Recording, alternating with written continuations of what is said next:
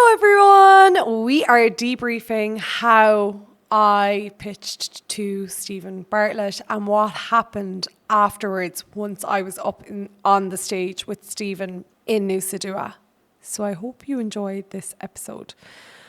I also just want to preface that if you are listening to the orange juice theory, I do not want you leaving this podcast without taking down notes, taking down lessons that you have learned and actioning them. Guys, there's no point of you wasting your time. Time is money. There is no point listening to this, wasting time and not actioning anything from it. So my one request is, if you are going to be a listener of the orange juice theory, you have to action what it is that we stand for. And that is peeling back the layers of your orange, applying pressure and discomfort, squeezing your orange to get the juice. Yes, it's messy. Yes, it is uncomfortable.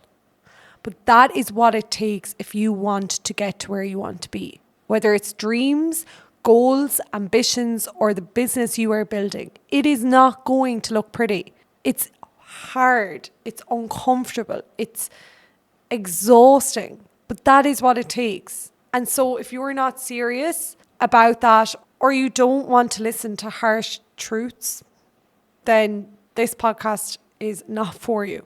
Let's delve in to how we made this happen. So Steven has frameworks that he uses and that he teaches us in his podcast, that he uses himself, and also that we learn from the guests that he gets on. The whole point of the Diary of a CEO was for him to interview CEOs so that we could learn from them as to what to do as people who are starting out or who want to build their own business, or just lessons in general about life and mindset and what it actually takes to have a successful business or to go after your dreams. And I have been a listener of the Diary of a CEO for about 5 years now, I would say, and longer. And everything that I used from the diary that I applied to my own life catapulted me into where I am today. It helped me start my own business. Then it helped me lean into discomfort. It helped me do the thing embarrassed. It helped me to show up scared. And that's exactly why I want to create the orange juice theory, is to help as much people as possible not be bound by their environment, not to use that they don't have money as an excuse, because I didn't either. I literally started from zero. And to not allow the opinions of others to design their career path or what it is that they should do. And to be bold and take up space. And that will open doors for you that you never thought possible. Gaining attention. Attention is currency. If you can gain someone's attention on Instagram in general, you are going to win over the person who could be better than you or is better than you. But if they can't garner attention, they've lost. So Steven talks about how to get his attention in the podcast episode with Daniel, Cody and Alex, and also in the BTs of the diary. And I'm sure in so many other episodes in the diary as well. All the answers are in his podcast and in Behind the Diary. You just need to listen to them. Equally, when you are listening to this podcast, you need to listen and take notes as to what it is that you can use as leverage today to action towards your goals. So he shows us direct lines of communication in the BTs of the diary, and why direct lines of communication are not a good way to reach him. By email, by Instagram DM, they're going to get lost. So you need to think in the corners of the boxes and outside the box as to how you can garner his attention. That's when we decided that we would catch a flight to Bali and use that as our leverage to gain his attention, in the hopes of gaining his attention. So the first post would look like, I caught a flight to Bali to tell my story. The podcast studio that we want to be underneath is Flight Story. So it's like a play on words. And thinking outside the box as to how we could gain his attention, that something no one else has done before with zero marketing budget. So that's when we said we would use the pitch and the launch were part of the start of the rebrand. So the Orange Juice series all around defying the odds and going after your goals and dreams and doing whatever it takes to get there. Peeling back the layers of your orange, it's uncomfortable. It's hard. When you apply pressure and discomfort and you squeeze the orange, you get the juice, which is the best part. But it's messy and it's hard and you have to refine it over time. And the whole idea around the Orange Juice series to defy the odds and squeeze the juice, no matter how uncomfortable it is or how hard it is to peel back the layers with uncertainty, unfamiliarity. You don't know what juice you're going to get. You don't know how much bits is going to be in it, how long it's going to take to refine, etc. That's the whole idea. And I thought the only way that I will gain trust and respect from other people or from Flight Story themselves is by doing something so audacious and pushing past my own limiting beliefs and paper walls by going after the thing. And that's what we did. So we used a lot of lessons that we learned from the diary, which are attention is currency. So catching a flight to Bali is crazy. Some people mightn't think it is, but we had no budget. So I was like, I'm going to catch a flight to Bali in order to harness his attention and use that as leverage. Then Steven always talks about useless absurdity. So when he set up Social Chain, he had a slide in the middle of the office, and that's what garnered a lot of attention. And again, attention is currency. And we thought, how could we use useless absurdity to our advantage? And that's where the idea of the oranges on my head came into play, and the tiara and the red lip and the green suit. It was different. It was scroll stopping, and people were like, what the hell? What the actual hell is this girl doing? And that's what gains attention. They did it really well with Sydney Sweeney and the bath soap. They created a bar of soap from Sydney Sweeney's bath water, this company, I can't think of the name, and genius, absolutely genius. And that again comes back to attention is currency. Okay, so now Steven and them have, if you watch the Behind the Diary, as you come into the Flight Story studio in London, they're actually going to have a astronaut who opens the door for you, who's hanging from the ceiling, who opens the door and welcomes you in. Crazy, weird, genius. You know, it's like people will never forget that. So you want something that catches attention, that's unforgettable, that people have to stop and be like, what is going on here? And when you have that, that's when you know you've gained people's attention. And that just comes from being audacious. So we had the oranges. We decided to have the oranges on my head, the tiara, the red lip, the green suit. And we did a shoot all around that.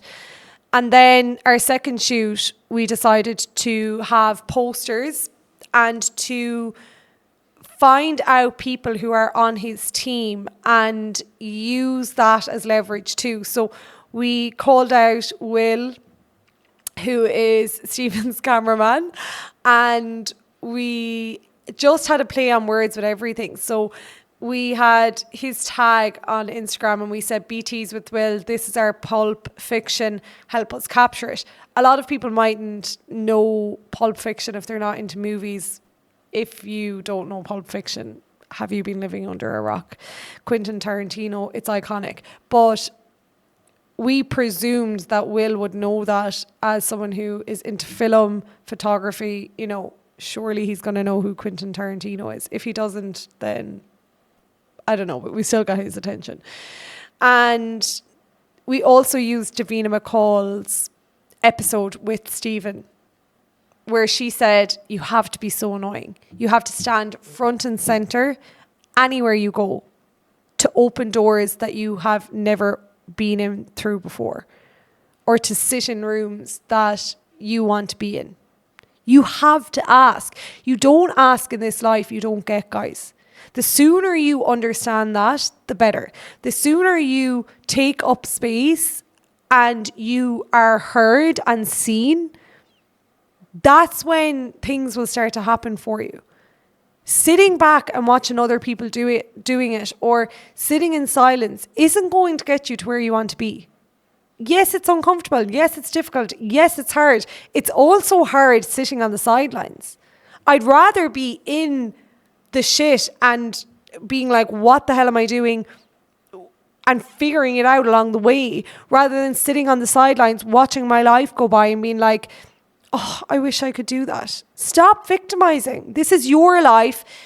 You get to choose how you want to show up and how you're going to go after it. There's no difference between me and the person listening, especially now. I'm in the building phases of all of this.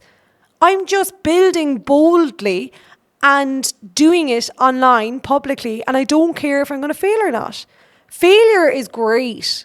If you can develop a really good relationship with failure, it's fantastic because you learn so much lessons through failing.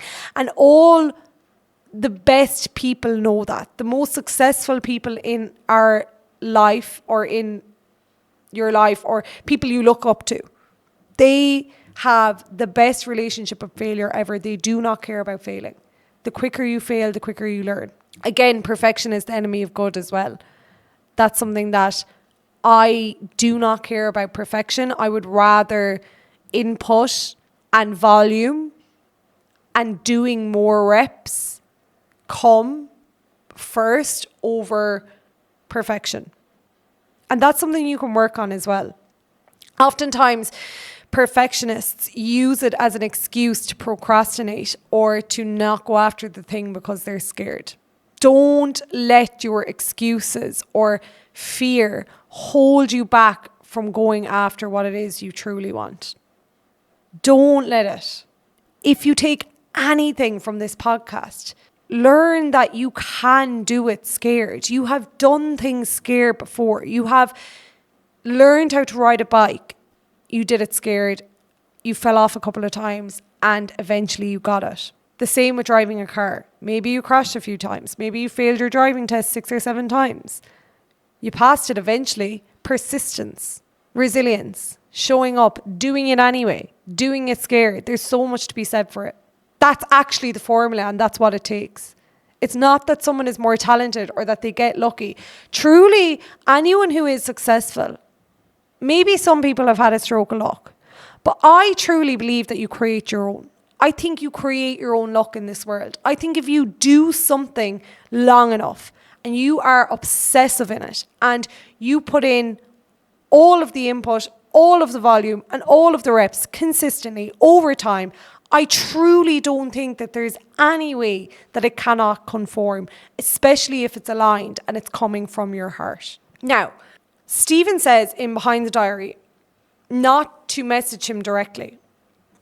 He shows us that there's direct lines of communication to him. These are email, Instagram DM, LinkedIn DM, whatever. Okay? You're not going to gain his attention that way. So that's when you have to think outside the box. And that's when we came up with the signs and catching the flight to Bali and then launching the page by posting all of this. And then we used, everything is a copy, guys. So we used the strategy they used for We Need to Talk was absolutely fantastic with Paul Brunson. If you go back on We Need to Talk's Instagram page and you scroll down, you will see how they launched We Need to Talk and it was genius. And we got AI to do up billboards to catch Steven's attention by using other people. So by using Simon Squibbs. Now, I don't even think Simon saw it in the end, but it's interesting. People are curious. They're like, what is this? What's happening? It's really cool. Then Useless Absurdity, using the oranges on the head and the tiara, the red lip, getting into the middle of a pool, a swimming pool. People being like, why is this girl in a swimming pool with oranges and a tiara on her head? What the actual hell? And then the signs in the middle of the shortcut in Canggu, which is the busiest road arguably in Bali. And we also used what Davina says to be annoying and to stand front and centre, like I was just saying before this. And then the only leverage that I had, I was going through the frameworks that I was going to use that Daniel Priestley chatted about, Cody Sanchez and Alex Hormozy and Stephen. And I've watched that episode and studied it, I would say 11 or 12 times, even more. And they were chatting about different frameworks you can use to pitch to someone. And I didn't actually have budget. I didn't have money. And that's why you can actually click into the link in Flight Fund's bio and you can ask to get your company funded through that link. But we'd no budget, we'd no money. And Cody said at the end of that episode that sometimes all you need is a story, because that's all Stephen had. Stephen pitched in future money and someone believed in him because he had an incredible story. And Cody said at the end that sometimes all you need is an incredible story. And that's what I used. I just used my story as leverage. And also placing Stephen as the hero in our story, because, not to sound cringe, but he is the hero in our story because he's the one that helped me the whole way up when I was in the back arse of nowhere in the south of Ireland, walking the roads every single morning during lockdown, hanging on to every single interview and word that they were saying in those interviews in the Diary of a CEO to see how was I going to make this happen for myself. And that's how I started my first business, which was K Coaching, from a horse shed in the middle of nowhere. And then I ended up traveling the world and doing things I never thought possible. And then I ended up using the same blueprint without really realising again that I was building another business off the back of that when I moved to Australia, and I did the wrong club. And had I not had those conversations that I was listening to from the diary, I know that I wouldn't be here, because I wouldn't have learned how to do it. I wouldn't have learned those lessons of how to show up embarrassed. Embarrassment is the cost of entry. And that was another thing that we used as leverage. Stephen says embarrassment is the cost of entry all the time. We placed him as the hero in the story, the R.I.C.E ideology. Andrew, the CIA spy, I can't think of his second name, in Stephen's podcast episode, one of the episodes, he uses that R.I.C.E framework to help with getting information from someone or getting something from someone. And basically, we put Stephen in as the hero in our story and used coercion, ego, ideology, reward to get him to fund us. And the biggest thing I think we used as leverage so well was being embarrassed, being willing to go to those lengths to get his attention and to use all of the lessons that he has taught us throughout the diary and throughout behind the diary and put them all together to create this pitch and to get his attention and to hopefully, like I said, pitch to him on stage in Nusa Dua. And that's what happened. And I also think as well that there's a lot to be said for just being audacious and trusting yourself and backing yourself and believing yourself and going full force at the thing and not giving yourself a plan B. And that's what we did. Now, what happened? What's the ins and outs and what's the juice of it all? So let me get into it. People are asking, did I know that I was going up on stage before I went down to Nusa Dua? No, I did not know I was going up on that stage. I knew deep in my heart that there was a really high chance that I was going on stage. And the only way I can describe that is this knowing that I think I knew so much that I'd practiced my pitch so many times. I had flashcards written out. I practiced it inside out, upside down. I wasn't sleeping because I had this knowing that this was going to happen, that I was going to defy the odds and this pitch was happening. And I have to say that I had that knowing in me. I didn't know how. I just knew that this is what I'm supposed to do. This is what I am supposed to do. I'm supposed to do the podcast full time. I'm supposed to help people push past their limiting beliefs, push past their paper walls and go after the thing that they most desire. That is what I believe that I am here to do. And it's what I love so much. And I just had this knowing is all I can describe it as. Also, I did a lot of Joe Dispenza's meditations. I wrote down this happening in the present so many times for months on end. I spoke it into existence that this was happening. And I truly believed it. And of course, there was so much fear and doubt and anxiety and what if and I can't do it. Of course, there was that side of my brain, but there was also that deep knowing that this is what I'm made for and this is what I need to do and this is what I'm supposed to do. And that's something that you need to exercise and that you need to consistently practice over time in order to use that as a muscle that you can. And I used Joe Dispenza's meditations, and also I listened a lot to Neville Goddard. And he's someone I listen to most mornings and most nights before I go to bed, if not every night. And I think manifestation works if you put an overwhelming amount of action behind it and you're aligned in what you're doing. I think there's no choice but for things to conform. But I do think you need to put in the work and the reps and the action. But the manifestation definitely helps with believing in yourself and backing yourself. And going down in the car, I was just practicing for the 2 hours going down in the car to Nusa Dua. I was just practicing my pitch again and again. And the girls were like, you're going on that stage. And I was like, yeah, there's a high chance that I'm going on that stage. And I just by that point had completely detached from the outcome. I was so weirdly calm is the only way I can describe it, which is weird for me because usually I'm very highly strung. And I just had this overwhelming sense of calm that it was done, that's what was happening. And I sat at the back. I thought I had bought us tickets at the front. Our seats were at the back. And you had to scan the barcode to ask a question to Steven for the Q&A part that he was doing. And I missed the meet and greet tickets. They were sold out by the time I actually realised that they were a thing.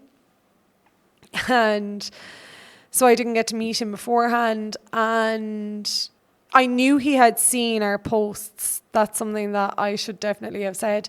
The post that I posted that said I followed Steven Bartlett to Bali, because all of you tagged him so much, which I need to thank you all for so much, to the people who sent him the post, DM'd him the post, tagged him, liked the post. I owe you everything, because he saw the post that the next day when I woke up after posting that post, I actually have all of the journey of this saved as highlights to my Instagram, my personal Instagram page. And it was when I posted that post that there was so much fear and anxiety, the one that said I followed Steven Bartlett to Bali. I just had this overwhelming sense of doubt, fear, of judgment.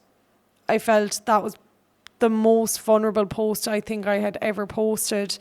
And the overwhelm and fear that came with being seen and being so visible, because for so long I was saying for months on end that I was following Steven Bartlett to Bali, this is what we were doing, this is what's happening, and it wasn't out there yet, it wasn't out in the open. And then when it was out, I was like, this man is either going to think I'm a genius or he's going to think that I am batshit crazy and that I'm a psycho. And that's when I came onto my stories at 11 o'clock at night, bawling, crying on my stories, being like, what am I doing? I'm crazy. Who do I think I am following Steven Bartlett to Bali? I literally had no makeup on. I was in my pajamas. I literally was a state. I was an absolute state. And because all of you tagged him in the post, the next morning I woke up and I was in the gym, and I can just remember before the gym, Daniel Priestley, who was on the episode, who's an incredible entrepreneur who I've learned so much from Steven's podcast. He was on the episode chatting about how to pitch and frameworks to use, and we were using his frameworks to pitch to Steven. And he replied to my story saying, go for it. And when I woke up and saw that message the next morning from Daniel Priestley being like, go for it, I was like, there is no way in hell that we're back. There was never an option of backing out. But the fear and the anxiety and doubt that was creeping in after posting what I had just posted, saying I followed Steven Bartlett to Bali, was so large. And the fear was insane. I can't even explain it. I wasn't sleeping for 3 weeks up until this point. I was not sleeping because I was so scared and terrified and fear-induced. When you've looked up to someone for so many years and you've seen yourself in them for so many years, and then you're putting out this thing where you're following them to Bali in the hopes that they'll fund you, it's so terrifying. It's terrifying. But when Daniel Priestley messaged me saying go for it, I was like, you know what? We are going full force at this thing. Like, those from the top and those doing better than you will never judge you. And that was a clear sign of that. And then I went to the gym on 3 hours sleep after posting that post. Daniel Priestley replied being like, go for it. And everyone was tagging Steven and Flight Fund and Flight Story. And I was in the gym, and I'll never forget it. Hebe came running over to me, and she had just put up a story saying how proud of me she was, and she was tagging Steven in her story as well, you know, that this is what I'm doing, this is what she's seen me do over the last couple of months, blah, blah, blah. And she looked at me in the gym and she was like this and came running over, and I was like, no. And I was like, no. And she was like, no, Kate, look. And I was like, Steven had seen her story. And I was like, oh my God.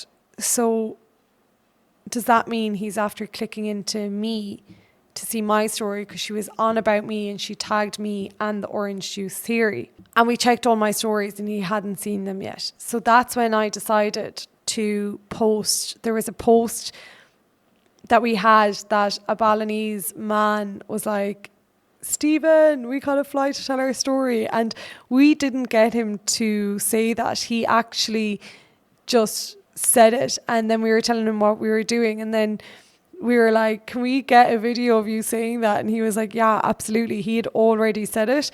So, and we were telling him what we were doing. And he was like, yeah. And then I was like, that video was so iconic. If Steven has seen Hebe's stories, I'm going to post this post straight away in the gym, and hopefully this will be the one that catches his attention. And we posted that straight away and he saw it. And then about an hour later, I was sitting in a cafe, shook, getting ready to work, and I went through all of my stories of me bawling, crying, being like, what the hell am I doing? In my pajamas, literally no makeup on, I look a state, saying, I'm a psychopath. Why did I follow Steven Bartlett to Bali? All of this crack, and how scary it is to go after your dreams. And he had seen every single one of them. And I was like, he is either going to think that I am batshit crazy and he's going to need security in Nusa Dua, or he's going to think I'm a genius. And from there, that's when I knew we had all of their attention. We had the team's attention, we had Steven's attention, and they were either watching us or they'd either dismissed us and were like, what the hell, this girl is a nut job, we're ignoring it. But I'd found out later that they were watching us the entire time. So from there, when we knew that he'd seen the stories, and I didn't say that online straight away because I didn't want to come across like I'd already had it or I was a fangirl or whatever. And I didn't want them to think that I wasn't taking things seriously. And that's when we went full. We were always going to go full throttle with all the posts, but we just blew it out of the park in the sense of like posting twice to 3 times a day, and using all the posts that we had organised through the shoots that we had done. And we just left it all out on the table. And then I remember messaging him just before the show saying, because Sophie was like, Katie's going to think you're like baby reindeer. I was like, oh my God, please don't think that I'm stalking you. I'm not stalking you.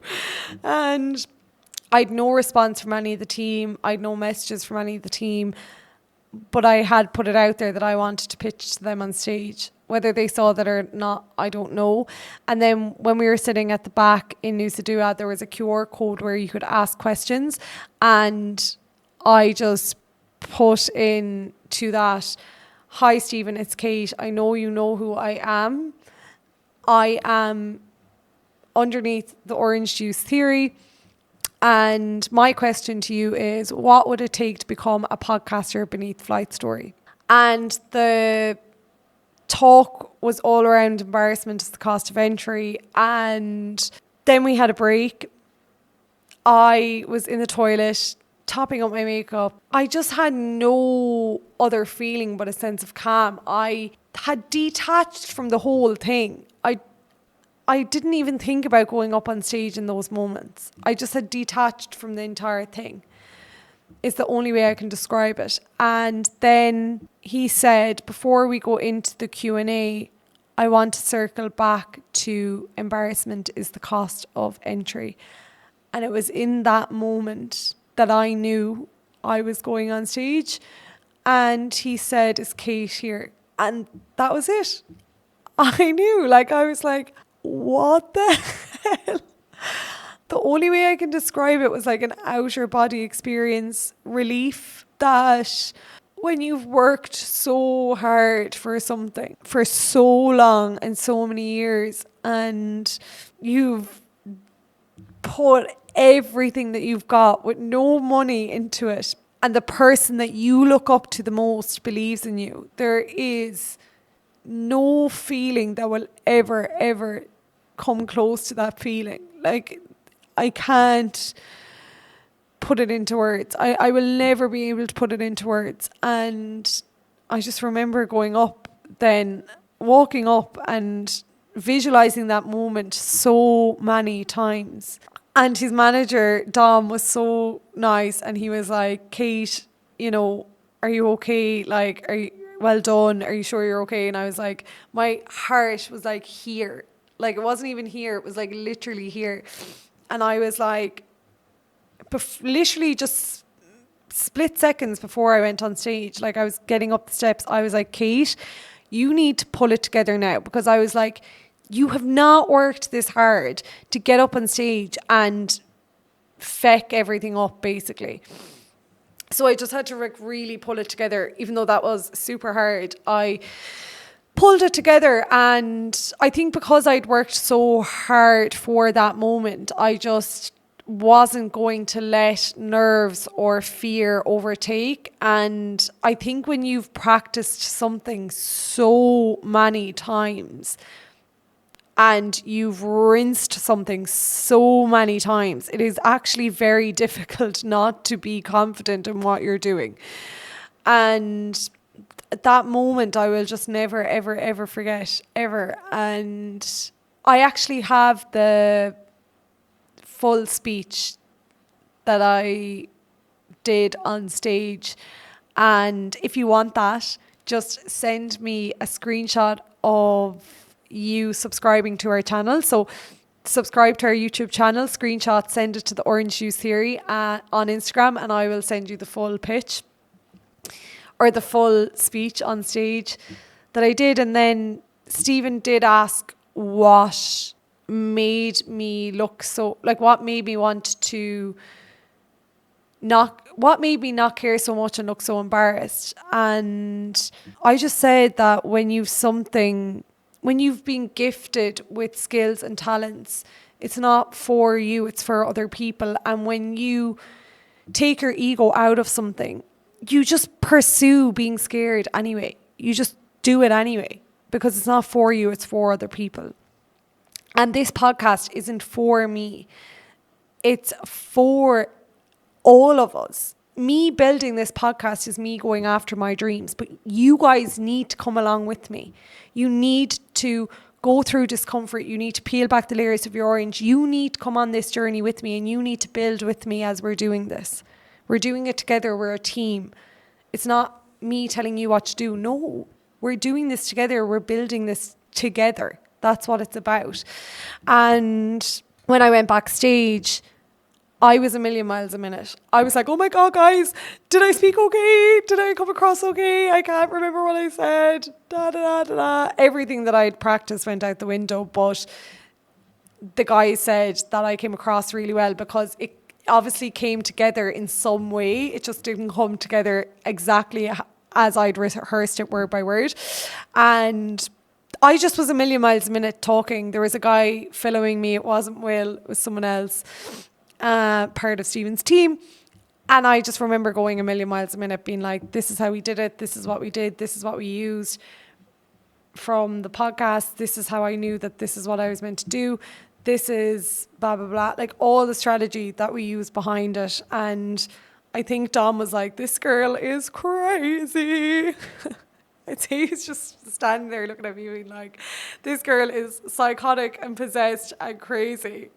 And he was like, you obviously knew we were watching us. And I was like, watching me and the orange juice theory and stuff. And I was like, I didn't. Like, I knew you were watching, but I also was like, they're going to think I'm an absolute batshit crazy bitch, and that I'm a genius, or that I'm psychotic, and that there needs to be a restraining order for me coming to Nusa Dua. And he was just laughing. And then he did say that it would take a couple of months before they got to organise things in regards like funding and how they were going to organise the logistics of everything. But that, because they're super busy at the minute, and I just said, that is absolutely no problem. I just couldn't believe that I did it. And he was so kind and so nice to me, gave me like details of like how to move forward. Obviously I can't give you like all the deets until like we're doing the thing, but yeah, it was just, that was it. It was, they gave me the ins and outs of the next steps forward, and I was able to like email them the next day thanking them. And I cried for hours and hours. I didn't sleep that night. I cried for, I would say, 48 to 72 hours after.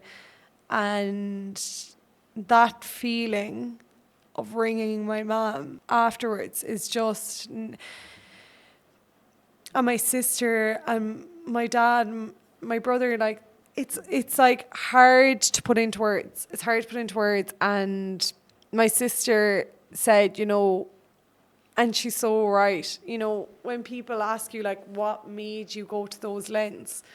And my sister just said, if people only knew where we like come from and what it was like, that's how you can understand that you will do anything it takes to get to where you want to be. And that pain is something that I use as my fuel of not having the money or not having the means to do certain things that money limited us by, and that's not going to be the case for me or for any of my family anymore. And I will do everything that I can to ensure that I get to where I need to be financially and also in my actual life, like that I'm born to speak on stages and to help as much people as possible and to invest in young entrepreneurs and give them the platform that they need in order to build. And that's what I've been sent here to do, and that's what I'm going to do. So that's it. I will keep you in the loop, obviously, as we go throughout the podcast and the episodes. I will keep you in the loop as to what's happening, any updates, and where we're going next. But I hope you enjoyed this episode, and I hope you took lessons from it, and that you wrote down what you need to do in order to get to where you need to be. And maybe one piece of action that you can take today is to learn that attention is currency. So what can you do in order to harness attention by using useless absurdity? So the likes of like oranges on my head, what can you use in your business to garner attention using useless absurdity to gain attention? And like everything is a copy. So use the billboards, think outside the box. What can you do to gain attention so that you get eyes or traffic onto your business or your page? And go think of something, go do it, and send us pictures once you've it done. I hope you enjoyed listening, and I'll chat to you all in the next one. Thanks, everyone.